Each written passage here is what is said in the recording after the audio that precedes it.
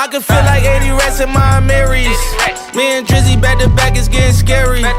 If you fucking with my eyes, just don't come near me. Put some bins all on your head like Justin Terry. Whoa.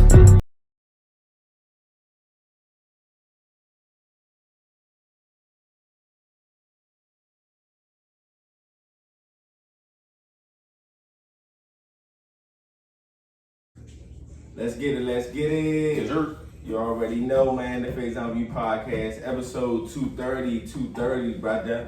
As you already know, co-host with the most, man, brethren. How you doing, man? We in the building, bro. We in the building. As always, Thursday, 5 p.m., make sure you go like, subscribe, and share this podcast. We going up in them numbers, man. We going up in them numbers. Numbers, man. Larry June playing in the background.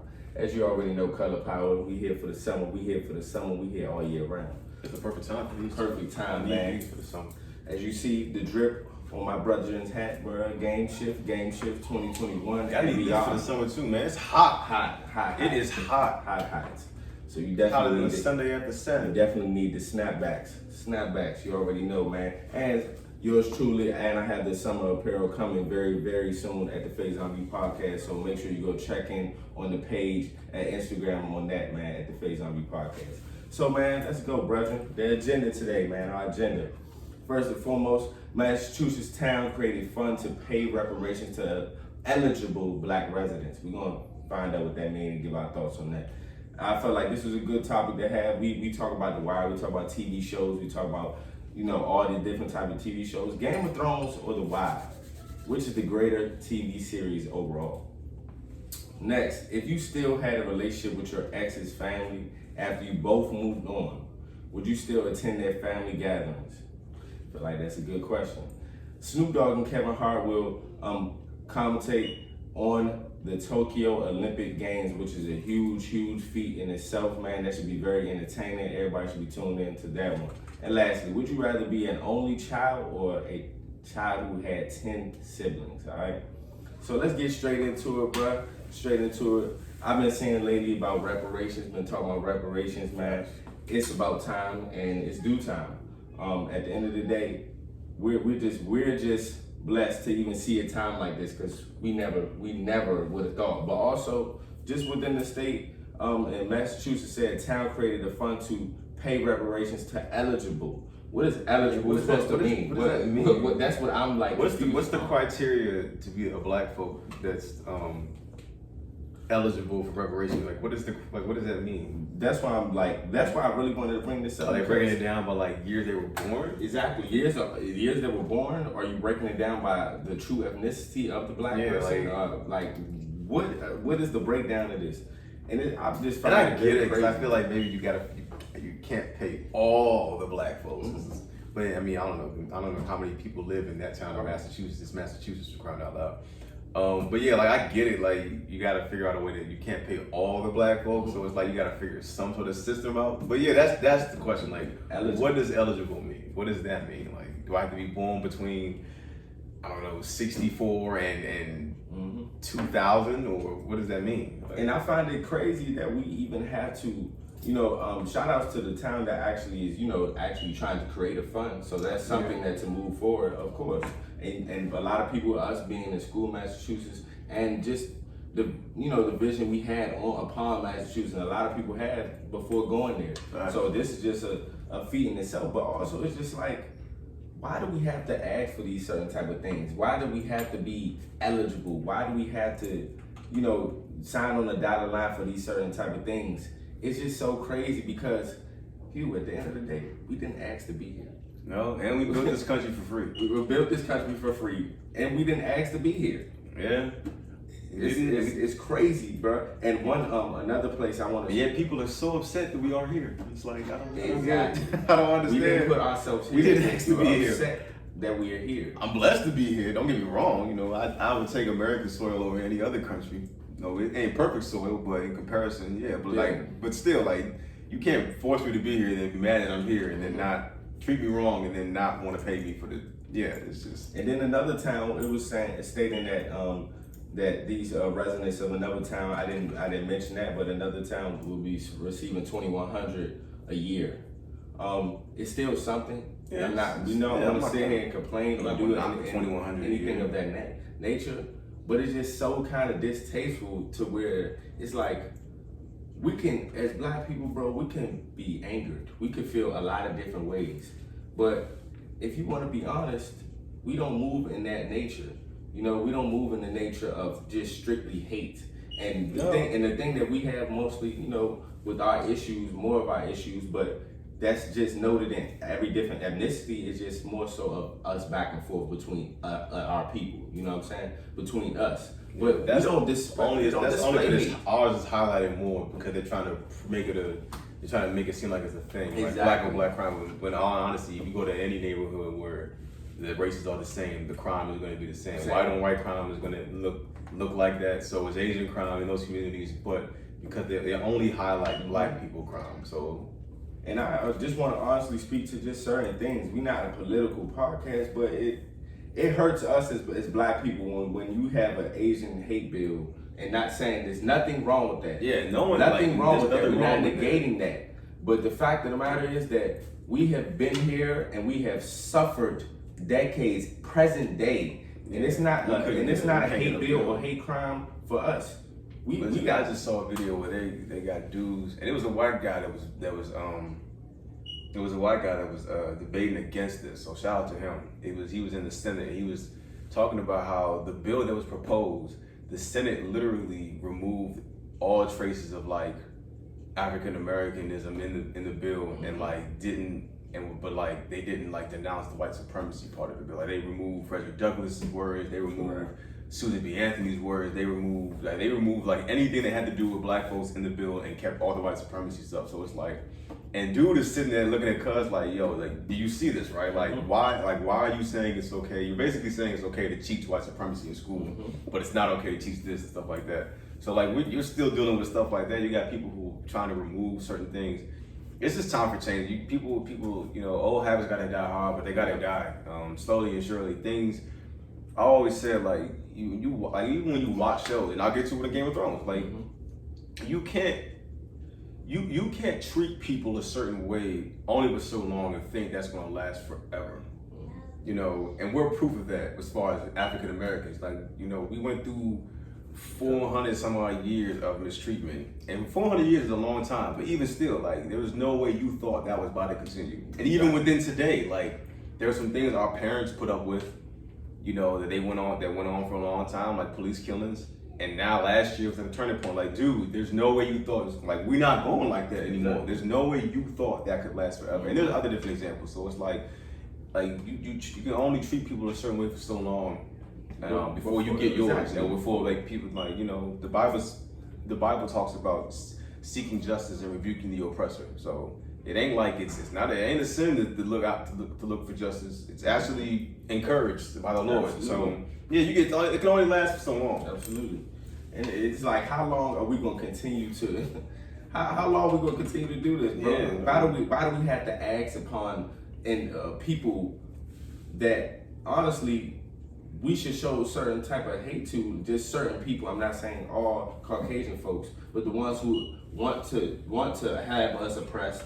Why do we have to look for you in order to receive some type of stipend or reparation, which should already be given to us? That should be a law. We should have a law in place.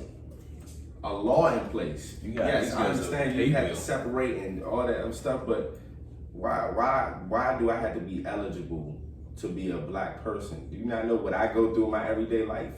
You know, like, y'all, just being black, is hard enough than it is.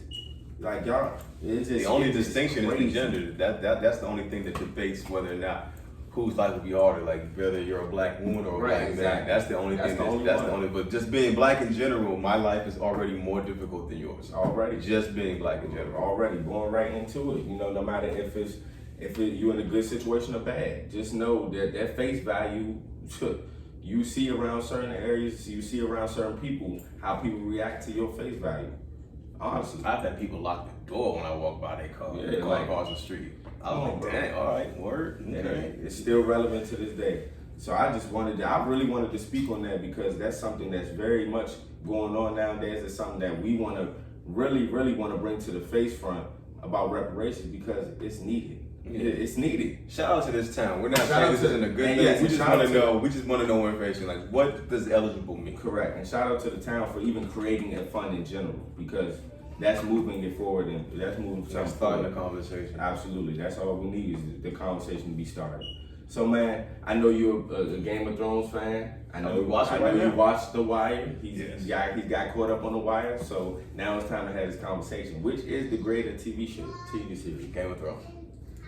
Why? As I'm rewatching right now. Why? I would say why though. Because the thing about Game of Thrones is very, man. There's so many things I can say. I'm gonna start with one, the realism of it. Like they wanted to give you a real depiction of things back in those times in that country. And sometimes, even for me when I first watched, sometimes it's hard to watch. Like as a guy who has a sister, it was hard to watch. Treat his sister a certain way. It was like, yo, like it's hard to think there's incest, there's pedophilia, and there's rape, and it's like, but that's the realism of it. So there's things like that, and I like the fact that there's like. It's like a million different storylines, but all of it connects. It all connects. And I think I love that because I'm a One Piece fan. If you guys watch One Piece, that's my favorite anime. And One Piece is like that, 970 episodes, but everything like connects. Right. Everything correlates. And so like within Game of Thrones, you got people like you're following Jon Snow, you're following Ned Stark, you're following Arya, Sons of the Hound, Cersei, Jaime, Tyrion, but you're following all the Daenerys is all the way across. You're following all these different people. But everything connects, and like as you go along through the show, eventually all these people have to interlink and intertwine because all of it makes sense. The only thing I will say, I wouldn't say The Wire's ending was spectacular, but it wasn't trash. The ending of Game of Thrones is trash. I will say that. That's where they dropped the ball. But I honestly I've been rewatching it lately. I'm on season 6 right now.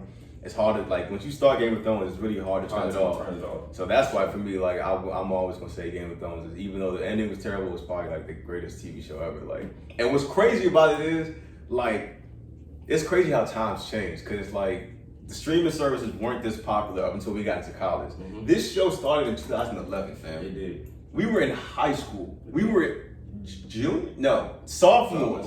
We were really young. We were sophomores. Wasn't nobody think about this. No one was talking about this, and that's because I think it's because you had to have the HBO show, which nobody had. And it's not like you just said to begin with. It's not an easy show to just jump into. Like for the first season or the first couple episodes, I had to keep rewatching because I would just turn off my brain. I was uninterested because at the beginning it was like boring, but once you get part over the dialogue, it's like all this pieced together, the dialects. Like, for me, it was the ending of the first episode. That's how I judge the show. If the first episode can make me want to click next episode, that's what makes me watch. And the ending of that first episode, I was like, wait, hold on. No, wait. I don't want to give it away, but just know, like, if you having doubts about starting Game of Thrones, just watch episode 1. The ending of that first episode is going to make you click. Hold on, you're going to have to see what happens in episode 2. But we're saying that about Game of Thrones. That's why everything you said about Game of Thrones that's why I choose The Wire. I choose The Wire because as soon as you get into The Wire, and think about it, The Wire, you said 2011, The Wire came out in like 07, 06, 08 times. But it was popular. But it was but I'm saying just for it to be popular then, and it wasn't really streaming, it really wasn't, internet was just really starting to get It wasn't a slow burn. It was a different time. People loved The Wire. So The Wire, it wasn't a slow burn. It was more so right into realistic and realism, because a lot of our black communities, just like we said, are just like The Wire. It's crazy, and then the imagery that you get, and us being from Maryland, we from PG County, we not saying we don't claim Baltimore. Baltimore is different from us, but we understand what they go through because we have parts just like it here. But just to see the imagery of The Wire and pulling the political side, pulling from the street side, pulling from, like, it was all different type of sides of The Wire that just made me really in tune, and it really taught me a lot when I was young. I was young with my parents watching The Wire, and even though it had a lot of things that you probably shouldn't be watching, it was really like one of those things. It made you street smart. It made you a lot of aware of what's going on out here, and it made you understand what was going on in the school systems. Yeah.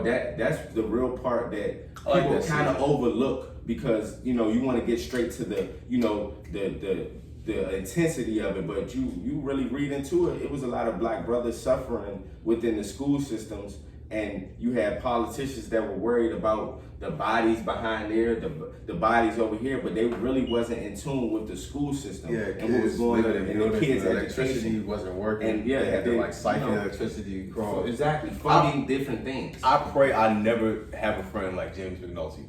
I pray I never have a friend like that. He's the worst individual. Like he's selfish by nature. Like he doesn't care who he destroys in his past, not even himself. He doesn't care about his kids. Or like I'm just like I pray I never meet anybody like that. And I like the teacher standpoint too. I always forget his name, but the white teacher who started off in The Wire. And ended up being, Mr. P. Exactly. I really respect him because it showed the imagery of a side that you didn't have to be black. He was a white man. And he really empathized. And he really empathized with those kids and helped those kids out as black kids and the youth dealing with a lot of things. So The Wire, it really touched me on all different type of platforms, all different type of ways. So Game of Thrones I love, but The Wire for sure. I couldn't stand Omar. Yeah, Omar was the show. But I was waiting for him to get cast. I'm like, yo, why are you walking around bothering everybody else? Bro? Like, go get a job, go get your own hustle. Why are you bothering everybody else? Like, people be dealing drugs, minding their own business. Here you come with a shotgun, robbing everybody. Then you get mad when people want to mess with your folks. What was the? I always forget because it's been so long. What was the homeless dude name? No. Stringer Bell, was it? No, that's Stringer. That was Idris. That's Idris. You know what I'm talking Stop about. with a B. Yes, I know. I just forget, but Bubbles. Even to the homeless man and what he was teaching, even also him going through a lot of things that he was going through. But within everybody he brought around him, he was actually trying to educate to not be like him, even though he was you can image him however he wanted. He was low life, but not really. Not really. He was just a black guy going through struggles in an oppressed time. It's just the imagery of the Wire. Addiction is, man. And it was, and he was going through addiction, but it was more so that you had people more so chastising him instead of trying to be like, oh, I can help you out this way, I can help you out that way. He had a son who was trying to help him out, but it didn't really go too far because he was an addict. But it's like you're in different communities, it gets painted differently. You know what I'm saying? This black brother is going through addiction over here, but this Caucasian or white man is going through addiction over here. It's two different sides of things. Stringer was my favorite character of season 2. And I was like, oh man. I was like, hey, Stringer, you shiesty. Oh, you shiesty. God dang it. He was wild. But I really love The Wire. I love both of them, but I'll say The Wire. It's the greatest one. G.O.T. Hey, we're gonna put them comments below because this is gonna be a real good one. Real good one. So man, moving forward, man. Let's get into it. If you still had a relationship with your ex's family after you both moved on, would you still attend their family gatherings? Absolutely not. Absolutely not. I'm cool. Like, and I've been in past relationships where I've had very, very good relationships with the parents and with the family. But I feel like that's just a line that I just don't want to cross. And maybe check in, just say hello, stuff like that. But going to a family gathering is a no. And you got people that actually do that. I've had that done to me, bro. So I'm just like, nah, I don't like that. I don't like that type of. Yeah, and then it's gonna be weird when you like get into a new relationship and we're trying to figure out why you still going over there and something like that. It's like you gotta move. When you move on, you gotta move on. Like that don't mean you can't have love for folks. For like, yeah, man, I don't need to be going over to your cookout and whatnot. Like, we're not together. This is a wrap. Right, and then you gotta move on. And then it's like it's kind of irritating because you can have like your people's like asking you questions like, what happened to such and such? Trying to force the narrative. I'm like, bro, like, nah, I'm good. It's I'm good off of that. And also, it's not saying that with exes that you can't be friends with your exes, and it's different bonds. I'm not saying in that aspect, but it just makes it all but weird. Especially attending family gatherings, I can understand checking in and you know what I'm saying, and saying what's up or yeah, like saying something. But like, nah, I ain't going to family gatherings. I ain't going to your graduation cookout. I ain't going to your birthday party or your engagement party. I'm not even going to your parents' wedding anniversary party. I'm sorry, I'm not even doing that. Can't, because even when you move on, you still have ties. You like not saying ties. You still have certain type of moments or certain type of things that may arise in your head. It's just like, nah, I don't want that energy. Yeah, I don't want that type of stuff around. For real. I'm not doing it. I'm like, nah, I can't. That was a real good question posed because it's a lot of people out here that I was just asked advice if from one of my other friends if they should bring one of their exes to their little family thing. I'm just like, I don't know about that because what kind of tension, what kind of places y'all in? It matters. Yeah, if you have a different opinion, please express it in the comments when we post this because I would like to know the other side of it. Right, and I'm sure. Maybe you say something that sounds logical, that makes sense to you, that I just don't see. So please let me know. And that's what they're playing devil's advocate because we can't play devil's advocate. Yeah, I wouldn't know myself, bro. I wouldn't know. I've never done it. I don't think I would do it, but I'm sure there are people who are. I'm not knocking anyone that does do it, but let me know what that's like. For sure. And why? Sure. Come in, brother. Come in, man. This Kyrie in the back. Go get your cover off the bed, man. Get your cover off the bed. So with them moving forward, and I did not talk about this, and this is not on it. So before I go into Snoop Dogg and Kevin Hart, will commentate at the Tokyo Olympic Games. I wanted to speak about Fatherhood, in which Kevin Hart dropped on Netflix. And I didn't speak on that. And we was just talking about Kevin Hart. We was talking about the gatekeeping. We was talking about a lot of things within that situation. I really, really, really take my hat off, and I always respect Kevin Hart just for the work ethic he puts in. The work ethic he puts in is unbarred, it's unmatched, especially as in the space that he's in now. And this movie, Fatherhood, it was a very, very captivating role. Based on a true story. And it was based on a true story. But I feel like he really took that role into a whole nother element, into a whole nother place. And I feel like he needs kudos and respect for that role because it's a lot of fathers out here going through those things. It's a lot of fathers going through things such as not having a mother there, and unfortunately, Black women more than anybody so happily passes away or dies from childbirth. So that's very important that was noted. And then, like you just said, when family gets involved and try to get intertwined with something that you have to deal with your child, telling you can't do it and all that other stuff. Exactly, telling you can't, you can't do this, you can't do that. But that's my child. So it was a very, very captivating role. It was a very sad movie. Just letting you guys know it was sad, but it was awful upbringing too, because you get the side of imagery to see what a father really is, what a father can really do, like within the space of just not having as much support. Because even though he had some support in there, he did that on his own. Facts. And that's was something that was beautiful that he really got to stand on towards the end of the movie. It's just like, man, I did this. I raised a beautiful young woman who's going to be successful and do things in life, instill the light in her. So I really wanted to just point out that movie because we talk about Kevin Hart. People talk about Kevin Hart, oh, he's not funny, or he has no range, or this or that. But just like J. Cole said, you are foolish if you're clowning a millionaire. Like, honestly. And it's not saying that money is just what value is, but to be a millionaire, you have to earn that.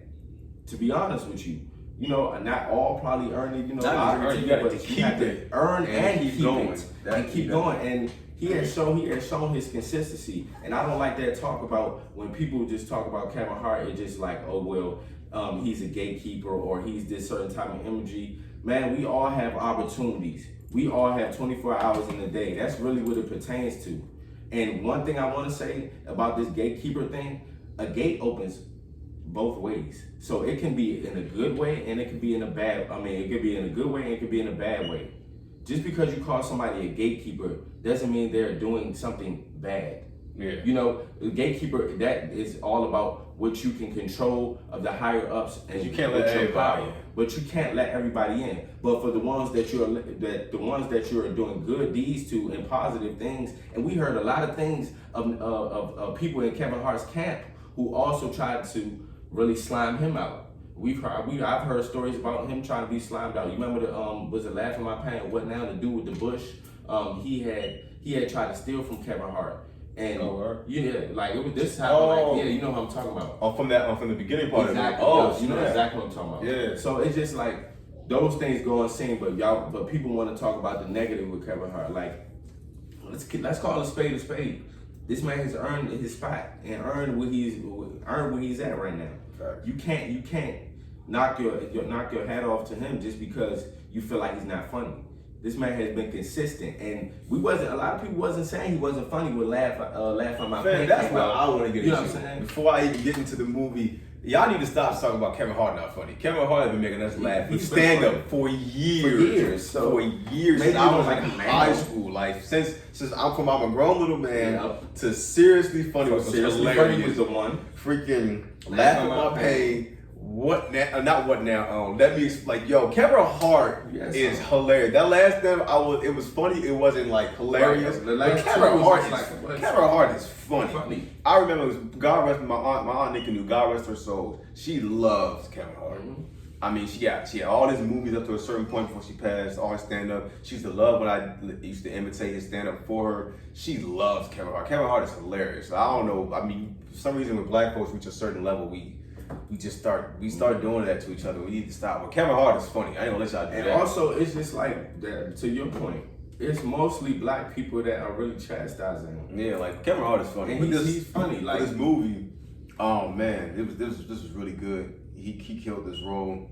I think the best part for me, well, not the best part, my favorite part was like as somebody who wants to own his own work environment, just seeing this type of supportive work environment that he had. You know, as a boss, you have to be sympathetic to certain things. Mm-hmm. And I feel like his boss wasn't all the way sympathetic. He kind of should have been a little bit more, but like, you know, he had to bring his kid to work. He didn't have nobody he didn't have anybody to watch her. So he had to bring her to work and he had to watch her work, get presentations with her on her own. That's just what he had to do to get the job done, to take care of her and still do the work. You know, so you want to cultivate a good work environment where you have employees who are sympathetic to your situation. Like, listen, I'll watch her, go do this. Like, hey, his wife, he doesn't have his mother. The mother of the kid is gone. It's just him, you know. So he's got to bring her to work. Like you want to be the type of boss that's sympathetic to people in their situations. Like, you know, even if you can help out in a way, pay for a babysitter, or you know, just have like you want to have employees that are willing to watch her while you go give this presentation and stuff like that. Mm-hmm. And I don't like why are you trying to send him away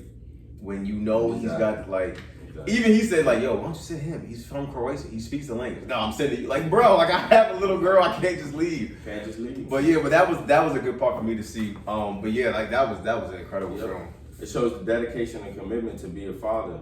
You know, that was just beautiful. And then we didn't speak about that because Father's Day was last week, but that was definitely something very, very big within Netflix. That movie is very great. So I urge you guys to watch that. Go watch that. Watch that. So back to Snoop Dogg and Kevin Hart will commentate at the Tokyo Olympic Games. That would be very entertaining. Very entertaining, especially if they I really want them to let Snoop just speak how he want to speak, do what he want to do, because they don't Snoop every event. I'm not sure. They ain't really delve in on that. Gonna be hilarious. I'm just ready to hear that. And guess what? Your girl, man, Miss Richardson, she's the one.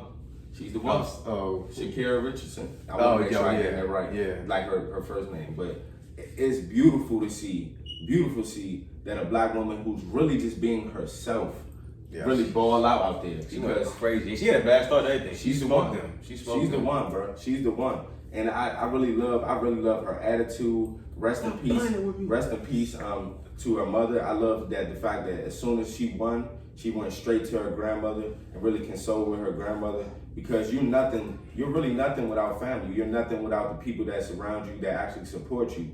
So that was just beautiful to see, and I'm ready to see her be a gold medalist. I'm ready to see that.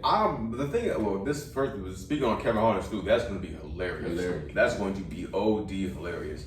But for me, I think the most thing I'm excited about, I really want to see what this breakdancing is going to look like. I want to see more information about that, because breakdancing is supposed to be in the Olympics this year. Oh, for real? Yeah. It's supposed to be an Olympic event, I think, starting with this Tokyo Olympics. So I said something wild. I said I felt like Chris Brown should represent us. But maybe one day. But like, I don't know. I'm really interested in seeing that, because I feel like there are certain things I feel like we dominate in. I do feel like there might be some other countries that could probably get us out the way in this. I do feel like we're probably top 3 in the world in breakdancing. Mm-hmm. I truly believe that, especially if you got kids who grow up in the inner city. But I do feel like there's some boys in Asia that can really give it up. And so I'm excited to see that. That adds to another conversation too, bro. Like I don't care what nobody say, but and much respect to all dancers. I do feel like dancing is a sport to me. It's competitive. To me, it's competitive. Anything that's and competitive, it requires athleticism, and it requires the way, athleticism, dedication, and practice. Like it's a sport. So I would really love to see in the Olympic Games dancing, like just straight dancing routines, things of that nature. Like people could say cheerleading if they want, that's totally fine too. Cheerleading is a sport. Because I believe all that's a sport. If you're doing anything like you're saying, you're coordinating. Anything that you're coordinating your body that's athletic within your body and it's competitive and you're competing, that is a sport. Yeah, I want to see more. I'm gonna look at it. I want more information on that. Like, is it based off teams? Who's representing us as a country? Like, who's on there? Like, how are they doing it? Like, I do want to see that. I'm interested in seeing that. Curious to see that, bro. And I do think I looked at the list for the male basketball team. I think we're gonna take the gold. Oh yeah, we got KD. I think James Harden is playing. All we needed was Tatum. All we needed was I think KD D Book is playing too. Like we gonna. Yeah. I don't see how we're not taking this off. For sure. So we gonna be rooting for them. We need them gold medals to come back. So man, lastly, man, would you rather be an only child? Neither of us are only children, or have 10 siblings. So it's difficult because with 10 siblings, that means like your parents' time, especially when you're younger, like trying to get attention. And me being the baby, I'm a baby. I'm the youngest in my family. Like I'm not sure how would that really pan out or look. But I know I don't want to be an only child. Though. I wouldn't want to be an only child. There's nothing wrong with being an only child at all, because more times than likely you're spoiled. But just that interaction within your brother or your sister, it can never be replaced. No matter if y'all arguing or if y'all having a good day, siblings can never really be replaced. Like honestly, like that's having siblings is a beautiful thing, because it just trickles down to carrying on the legacy and really building upon. You learn the most out of your life more times out of none throughout your childhood and growing up with your siblings. I've learned so much with my brother. He gets on me all the time. We just laugh and joke, but I did learn a lot from my brothers growing up, and them being older than me, 4 years makes a difference. So like within that time, seeing them things that they did wrong or did right, I got to really trickle down and understand my life a little bit more. So I would say have 10 siblings rather than be only child. I'm gonna go with 10 siblings too. Being an only child, it's not as fun, and you're used to all the attention being on you. Those people, they tend to be a little more selfish coming up. Not their fault, Not their fault. It's not their fault, but it's something that they have to work through. And I've always having 10 siblings would definitely be annoying, and trying to get attention and things like that, and trying to get money for things. But I could definitely see the bad side of it. But for me, like I've always wanted a big family, so like. That's the reason why I want to make sure I have it, like at the most 4 kids. I'm cool with just having, I gotta have 3, but if I have 4, it's like when I want to cut off, but I gotta have at least 3. Right. Because like for me, it's just me and my sister. I love her to death, but it's just me and her. It's like my kids gonna have one aunt. Right. Like that's it. So I was like, and my mother and my father have big families, and so like it was always cool to see like them all come together and talk about, we remember when mama did this and dad took us here and we did that, this, that, and the third. And it's just me and Nicole. Like obviously we have those things, but it's just like, dang, like that's it. It's just us. It's just us. So if I had like 10 siblings, like I could kick it with like, my sister here, my brother here, my sister up here, my brother here. Like it'd just be, and it will always be so an exciting vibe whenever we have to come back together for like Christmas or Thanksgiving and stuff like that. It'd just be great. So yeah, I'm gonna go with 10 siblings. And I like that. I really do like that. And that's another reason why I always like the 10 siblings or more siblings. Remember Cheaper by the Dozen? I love that movie. Yeah. So I love that movie for that. Yeah, I love that reason. movie. So it was just like, and then like you just said, the conglomerate of like all different type of personalities, different people, you get to see that. So that was just beautiful. The people who are like closer in age tend to like link the most. Like I learned that just from watching like TMNT, like the Turtles. You can tell who's the oldest and who's like the youngest. Like you can tell Leo's the oldest because he's the leader. You can tell Raph's the oldest because Raph is like, he's the older brother, but he still has that one older brother he has to listen to that he doesn't like having to listen to. And you can tell Mikey's the youngest because he's so immature. And they're always like, Mikey, stop, Mikey, don't do that. They always have to look out for him. And you can tell Donnie's in the middle because he always, like him and Mikey hang out a lot because they're the two like younger siblings. So it's like that with my dad. Like my dad, he talks to his the one brother that's old. My dad had 5 older brothers. He was the youngest. He his fifth oldest brother is like the brother that he talks to the most, because they're the ones that's the closest in age. So I feel like within 10 siblings you could have all different types of dynamics and relationships within your brother and sister group, which is super, super dope, man. So within answering that question, man, another amazing episode of the Faison View podcast. My brethren here, co-host. Yes, sir. Man, we out here. Make sure you go look for that merch, man. Look for that merch. It's coming soon. Make sure you're tuning in every Thursday, 5 p.m. Eastern time.